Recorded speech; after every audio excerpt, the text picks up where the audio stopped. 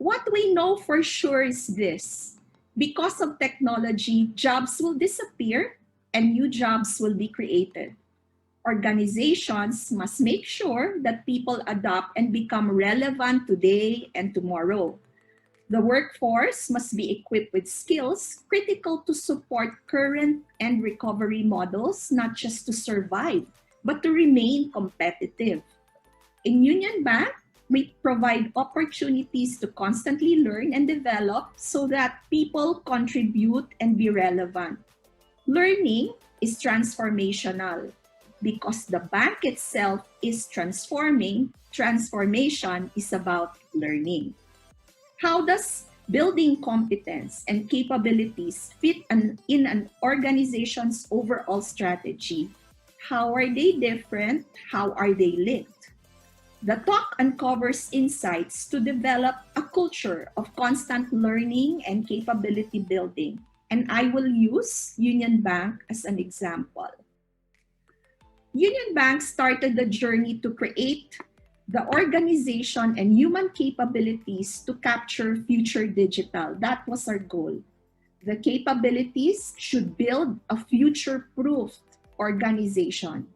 As we can imagine, changing workforce and the indomitable forces of technology and digital compound the uncertainty many organizations face. In Union Bank, we decided to shape and steer its direction to compete with non-traditional players like technology companies. Lead Union Bank in the era of digital disruption by reimagining new and different ways to create value for stakeholders. And last but not the least, there are plenty of HR people here. Win the war for talent and build the capabilities to thrive in the future. By this time, you have noticed that I've not used competency, the word competency yet, but rather use the word capability to emphasize the need for constant upskilling and reskilling. What's the difference between the two? Let me take a moment to explain. Competence and capabilities are linked and often used interchangeably by business professionals. However, competence comes from the Latin word competentia, which means agreement or symmetry. Competence is the state or quality of an individual's work. A person and his work can be evaluated as competent if the performance is considered at least satisfactory. Competence can include a combination of many things: knowledge, basic requirements, skills, abilities, behavior, and attitude. Overall, the definition of competency is the possession of skills, knowledge, and capacity to fulfill current needs.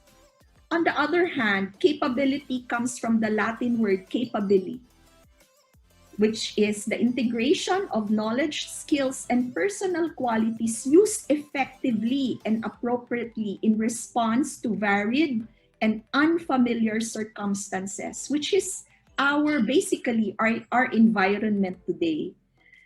Capability is defined as the qualities and abilities and the capacity, as well as the potential to be developed and flexed to meet future needs.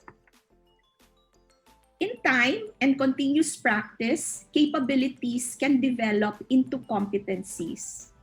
Capable people are more than competent.